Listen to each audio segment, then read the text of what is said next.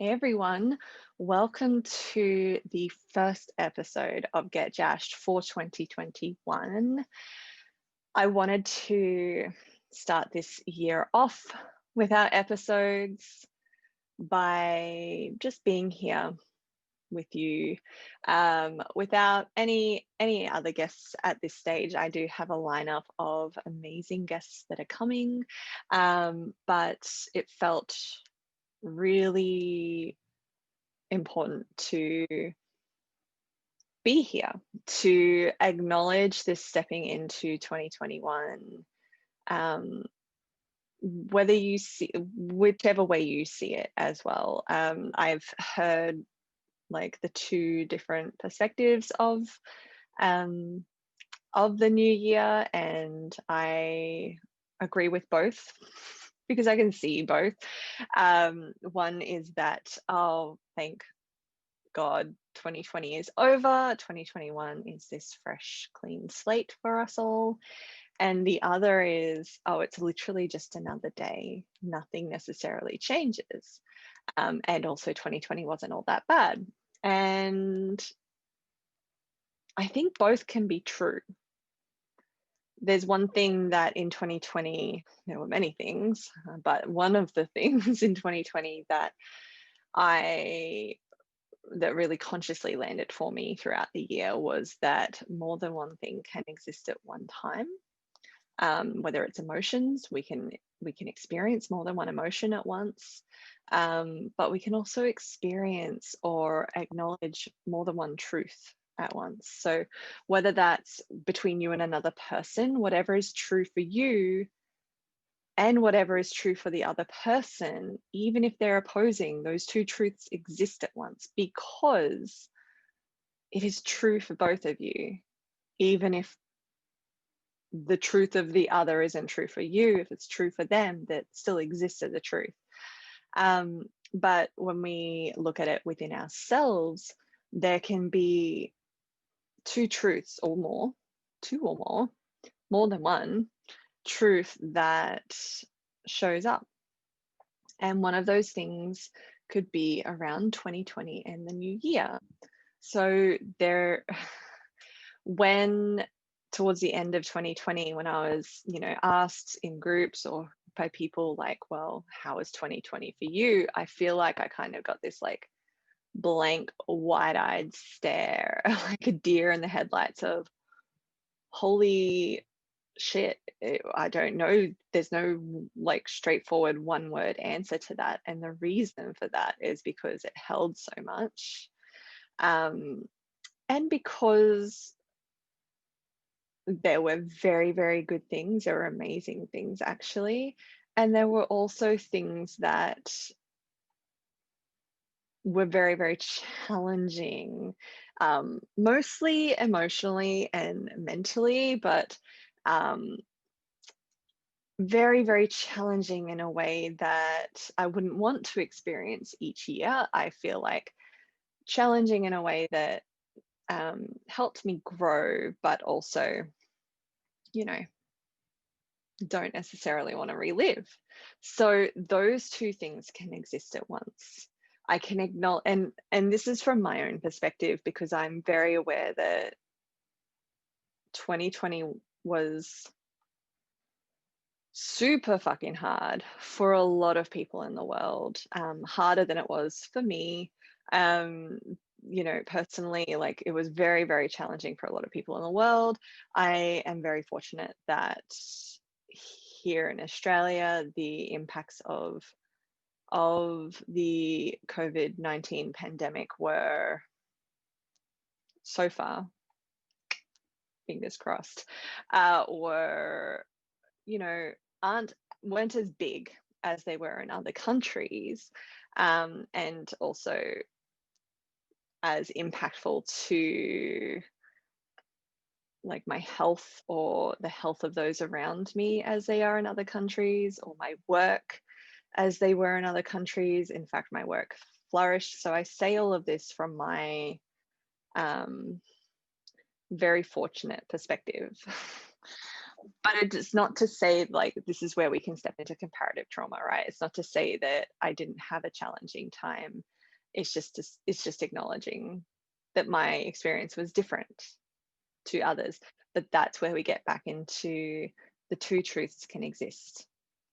The year could have been a dumpster fire for many people. And yeah, like there were moments that felt like that for me in different ways as well. But the year could also have been amazing for many people too. Um, and that, I think, is the point. When we look at New Year's and stepping out of one year and into the new, I don't like, I feel like stepping out of 2020 is the fairest year in our lifetimes to be able to say very fairly, oh, I'm really glad that that year is over. No matter what your position was, because it could have been amazing, but still globally, we can't deny that that impact was had on all of us in some way. But there's the two perspectives of what the new year means as well. So like it could be like 2021 is this fresh, clean slate. And then it could also be like, well, the 1st of January is just another day. And in true Jess style, I'm going to come in right in the middle and say like both can exist, but also both are true. And where there's a middle ground as a third perspective. And that is the acknowledgement that, yes, energetically, we cannot deny energetically stepping into a new year holds a lot energetically, and it is a great opportunity to set new intentions to, and I'm going to get into intentions and resolutions in a moment, but to set new intentions and to, you know, really use it as an opportunity to go, okay, what worked for me this previous year and what didn't, and what do I want to take with me into the new year? Energetically, that holds a lot of power. It holds a lot for us, and shouldn't be denied, because it is really useful to have these moments in our lives, especially with regularity and routine, like every year. Obviously, there are other ways that we can do it more regularly, like we don't have to wait for the new year, and that's the slippery slope into like the skepticism perspective of, well, it is another day, we don't have to wait for the new year to better our lives, and that is also very true as well. But like I know that I don't wait. I I feel like I could win gold medals in delayed gratification, but at the same time, it doesn't mean that I'm just waiting around for things to change or for the new year to change things. That is the other element. We practice, we use it as an opportunity, but we don't get complacent in it throughout the year. We practice it at the new year so that way we can step into it with intention, but also then be able to practice it in other ways throughout the year and have check-ins. You know, whether your check-ins are the moon cycles of like the full and new moons, which happen once a month each, or your check-ins are other milestones. Maybe it's your birthday. Like I'm fortunate my birthday's right in the middle of the year, so you know I kind of have that halfway mark as well. Or maybe your check-ins are like quarterly by the fiscal year or the calendar year. Maybe that's a good check-in for you, depending on what speaks to you. But there is a middle ground where we can acknowledge that even if we had an amazing 2020, there is an energetic advantage to using the new year as a way to reset and refresh on what it is that we want for our lives. But there also is the acknowledgement that nothing changes unless we do. And that is really, really powerful. Nothing is going to magically change. I know that in that last quarter of 2020, I was, you know, trying to give COVID notice. I knew it wasn't realistic necessarily, but I don't know. Like, all of it's skepticism at this point of how long this is going to last. So why can't I have hope? If we can't have hope, what the fuck are we doing? But I was trying to give COVID notice in that last quarter because I was just like, I need to know that something is going to change in 2021 in a way that was put on hold or delayed or whatever during 2020 because of COVID. So energetically, I started giving COVID notice that towards the end of the year, I'm like, you have until the end of the year to wrap your shit up, pack it up, and then be on your way out. Like, and you know, it's still around, obviously, but I'm not disappointed because I didn't hold on to that as like absolute must have. I just put my energy into, right, what can I energetically, well, no, what can I put my energy into in a way that, even if it's not completely directed towards that, which I have no real control over personally anyway, that whatever I do is infused with that energy, right? So that's what it's all about. It's looking at what, in the new year, like, nothing changes unless we do, but what is that work for us? And it will change over the year because we are biological beings. Things will change, but like what we need to put our energy into will change over the year. But right now, what work can you put in to be intentional with that? And sometimes that work isn't all the masculine yang energy. Sometimes the work is, how can I surrender more? Instead of putting myself through mental or emotional turmoil trying to change things that I can't with control. And I'm using COVID as an example because it's super relevant. Not because I love talking about it, and I feel like in some way we are kind of like, a lot of us, so well, I know I am kind of over talking about it, but at the same time it still exists, so I can't deny it. But COVID is a great example. Throughout 2020 for me, the surrender was, my country is closed off to the rest of the world. Like as an Australian citizen, I'd have to jump through hoops and then keep all my fingers and toes crossed that those hoops are enough to be permitted access to leave the country. And even if I did and I was able to come back, which is another hoop jumping exercise in itself right now, that would also require, like extra costs and time in quarantine and all of these things, right? So there's a lot that went into it. But for all intents and purposes, right now, I can't leave my country. My country, like my international borders are closed. And that impacted me in some deep ways. And I had like this time of reckoning around mid-year of 2020, where at the time, the CEO of one of our largest airlines was saying that at the time, that might have changed now, but I don't know, but at the time they were saying no international travel till July 2021. And at the time, about mid-year, when July 2021 was over a year away, that felt huge. And it felt like a gut punch. And it's something that I could have tried to control, even though me controlling it wouldn't have and still won't change that impact.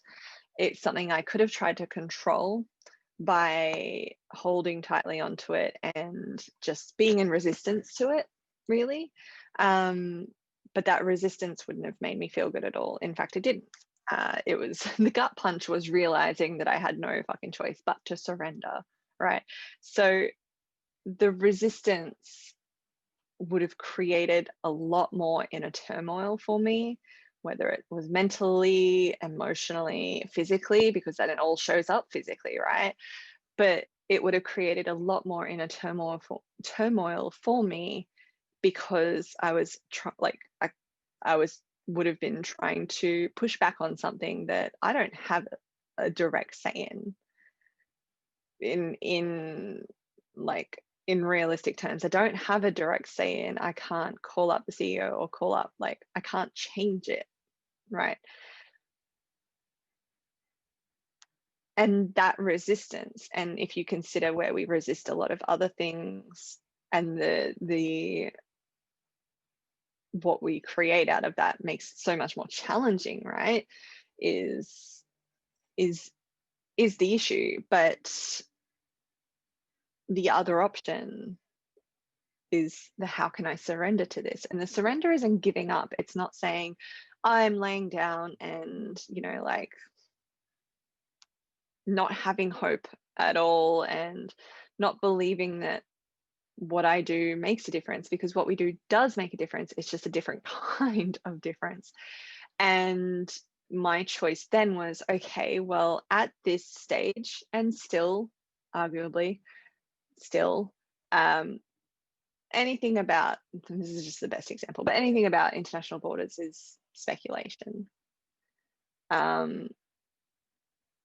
So instead of resisting it and going, no, no, no, it has to be sooner, and then obviously being proven wrong anyway, because we're in January. So at this stage, July feels good. Like, it would be okay now because I've gotten through that 6 months. But instead of resisting that and trying to fight it, I chose to look at it in terms of, okay, what can I put my energy, like, what energy do I want to put out there that could contribute to things turning out in the best way possible as soon as possible? So notice that that doesn't have a time limit on it, even though there are things that do have a time on it that I would love to happen. I'm still allowed to have that and acknowledge that, but notice that the energy I choose to put into it doesn't have a time limit on it. It also doesn't try to force or control something like airlines and country borders that I have no say over. And what it does do is it actually infuses everything that I do choose to do then with the energy of, let's have it work out for the best possible good in the soonest possible time. And then everything that I do is just infused with that energy.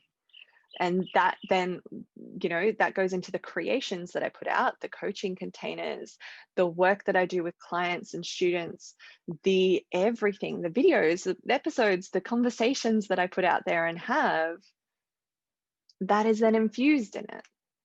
And it becomes less about this one thing and more about that energy of, okay, what do I want to create? What do I want to experience in the world? Like, energetically, how do I want to experience the world? And I'm creating more of what I want to experience as best I can. That's the surrender. That's not me giving up. See, like, that's me going, all right, well, there is a certain experience that I want to have of the world. And I don't mean like very specific things, like I want to be able to fly here, or I want, this much money in my account, or I want this or that, which are all beautiful things to have as well. But it's about having our focus on, energetically, what is it that I want to experience? So what am I doing to put that, like, create more of that in the world? And that has gotten me through so far this pandemic, because, like, instead of getting caught up in all the different theories, I'm aware of them, like, I acknowledge them, but instead of getting caught up in the fight on either side, I allow myself to go, yes, but none of this is putting out the energy that I actually want to experience. I don't want to experience a fighting energy. So while it's great to be aware of these things and, but I flip it and I go, well, what do I want to experience? I want to experience safety and freedom to move. I want to experience more honesty. This is getting politically, like getting into the political side of things as well. Like, I want to experience more honesty. I want to experience transparency and people genuinely caring about each other. That's not acknowledging that the other shit goes on, but it is going, okay, I can acknowledge the other shit going on, and not but, and two truths, right? I can acknowledge that there's, shit going on. There's different theories about motivations, especially politically, and power plays. I can acknowledge that shit goes on, but I can also see, it's tough to switch it, but and I can also flip it in a way of going, right, what do I actually want? And then put more of that out into the world. And then I experience more of it. So my vibe is higher. And then I can contribute more of that to the world. And then the more I do that, the more I can do that. And that, like, if we all did that, that's the tipping point. Like, we bring ourselves into this space of power by empowering ourselves and embodying what it is that's important to us. Not to control, not to fight, but to be in this space. And that's how that's the tipping point for what we want to experience in our lives. So when it comes to New Year's resolutions, I don't make resolutions. I've never quite understood them. I haven't even tried to make resolutions as such. I think for pretty much my adult life, at least, because I just never understood it. Like, as a kid, I remember going, okay, New Year's resolutions, because I didn't know any better. And I just never quite got it because I didn't understand it, and I didn't have the critical thinking like abilities then that I have now. But so I didn't have the awareness of why I didn't understand it. But like, reflecting back, I just didn't get it because nothing, like, it didn't resonate for me. And then I probably went through a period where I just didn't bother because I was just,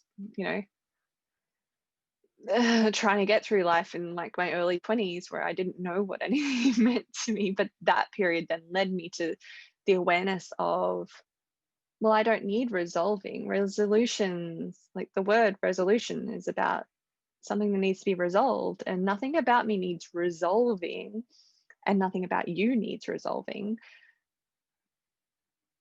What it is, if you want to have a wordplay with it, it's like, well, we're evolving. So instead of resolving, we're evolving, or we go back to the energy we want to put out there and go, okay, well, let's be intentional with our energy. What do I want to experience? And that's where we come back to it. So I write intentions for each year,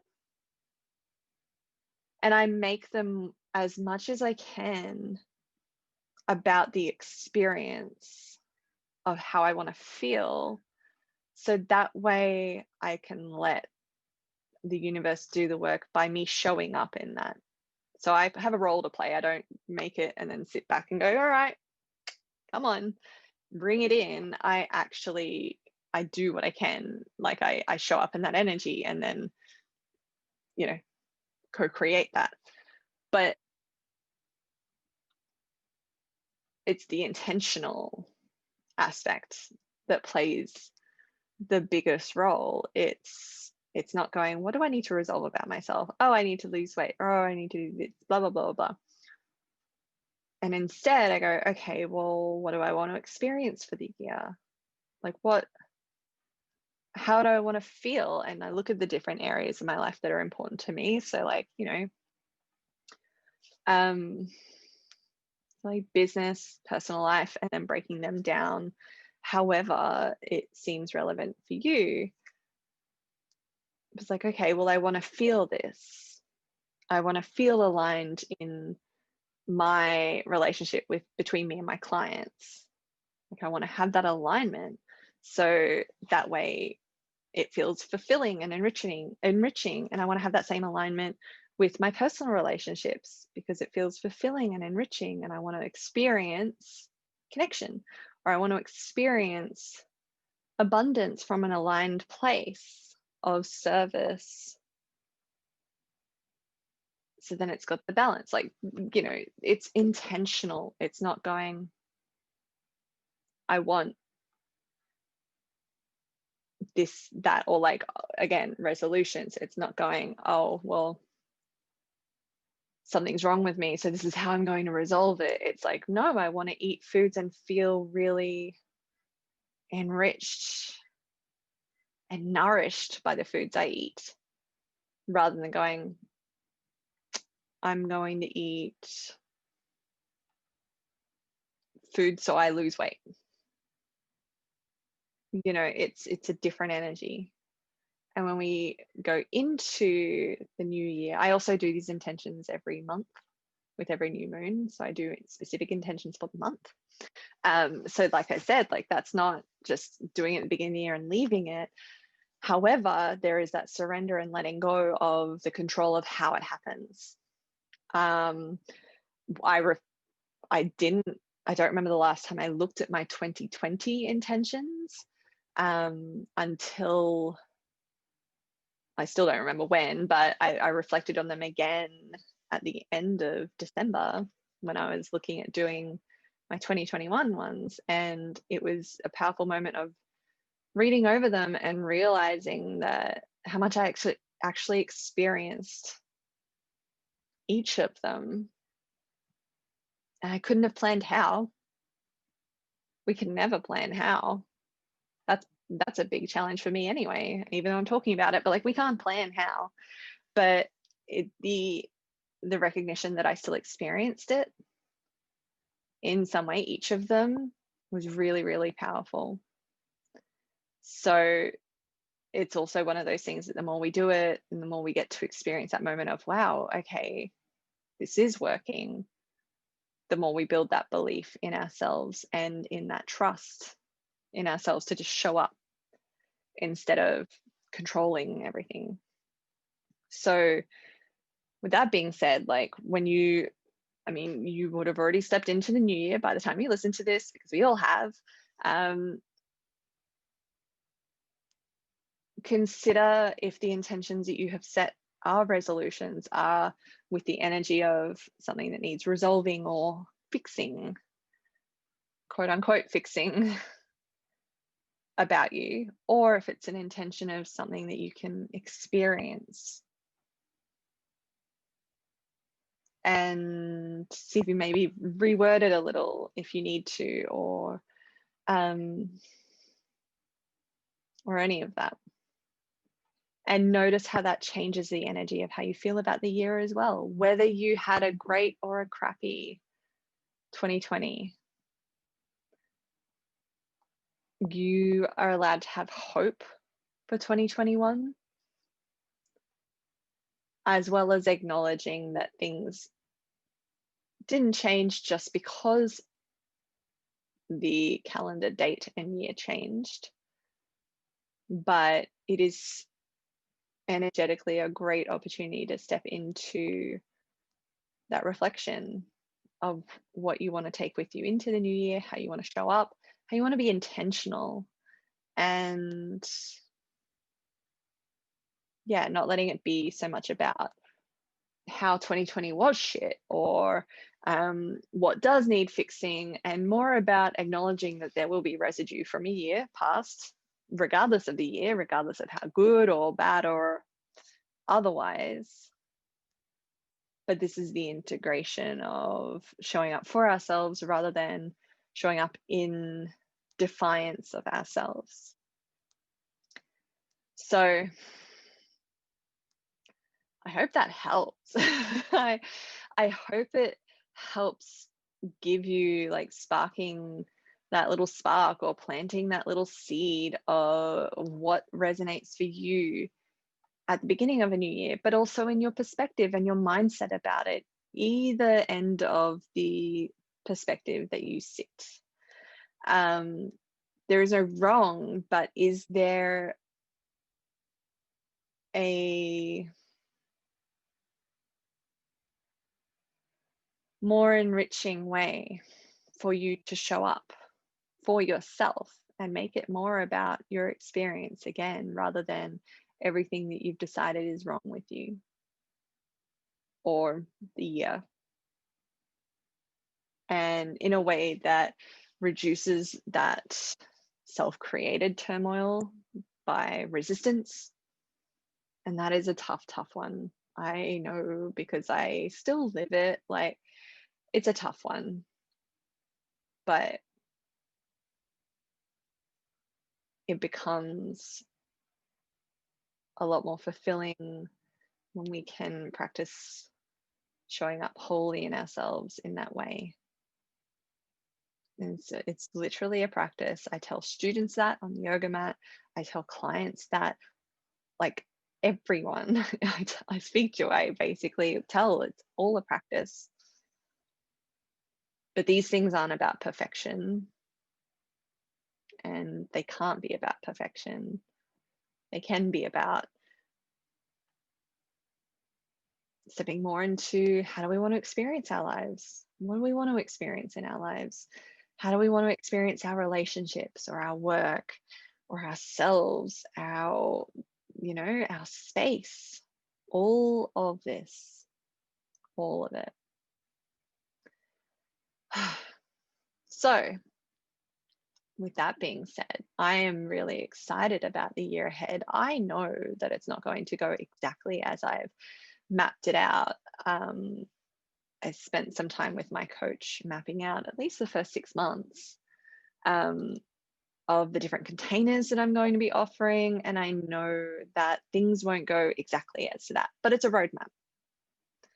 And it's an energetic intentionality that I'm like, it's this intention that I'm setting and creating for what I want to put out there into the world, and stepping into the energy of those different containers that I am launching this year is really, really exciting, and it makes me feel so grounded and also expansive. So it's the best balance for me, because my head's not all up in the clouds. I'm really grounded, feet firmly planted, but I can feel that expansion.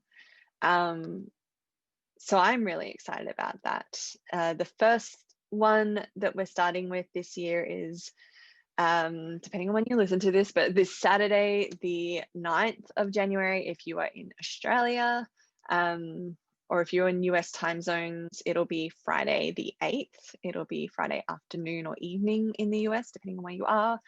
I am holding my first sacred integration workshop. It is online.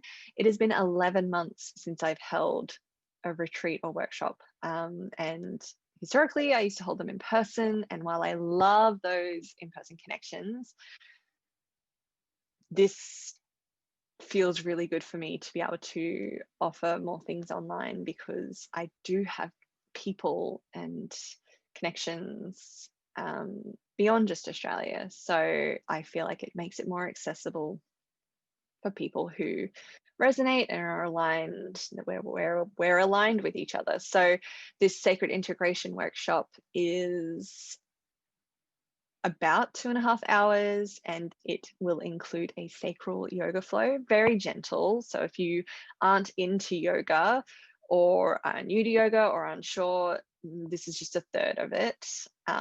And I promise it will be beginner friendly, but it is an opportunity to move by moving into our bodies through a sacral yoga practice that helps to tap into that sacral energy, the energy of creation. And then we do a fun little activity, one of my favorites.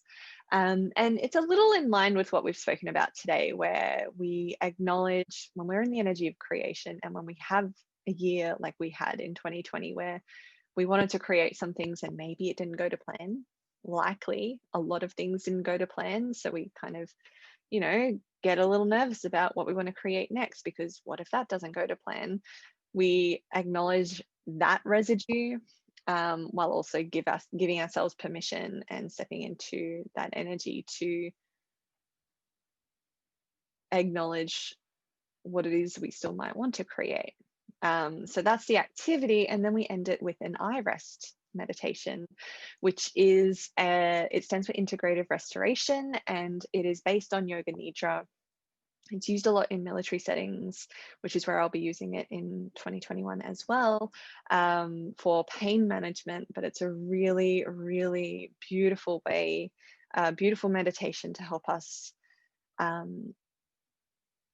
acknowledge our experiences, our sensations in our bodies, particularly so that we can be in our bodies and practice being more at peace with them. So we acknowledge our sensations as messengers rather than as things that have to take over our lives as a tidal wave. We get to acknowledge them as messengers and practice being the observer of our experience rather than being caught up in our experience, which is really, really fucking useful. So it's going to be a beautiful, beautiful workshop. I will include the link for booking in the caption or show notes if you're interested.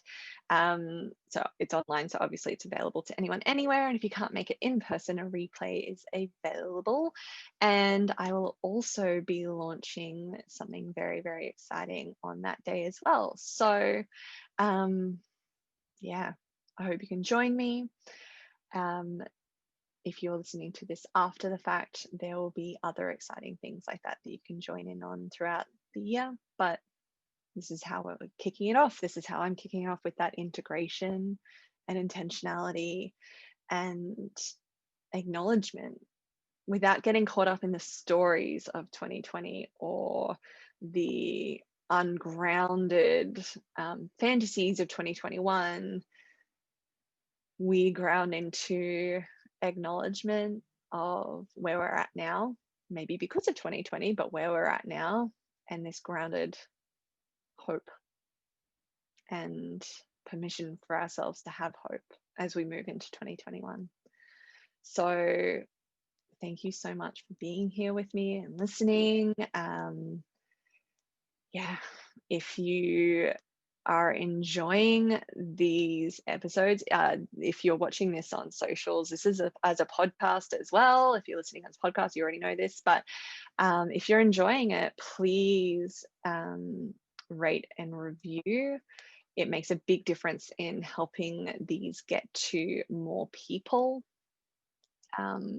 so that way more people can benefit from the different guests and the beautiful wisdom and energy that they all have to share, because it's been amazing.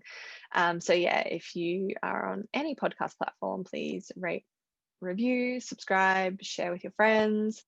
I am ever so grateful for you all for joining me in this journey. This has been one of the amazing unplanned things that has come out of 2020, is this podcast series. So yes, wishing you a beautiful 2021 and whatever it brings for you.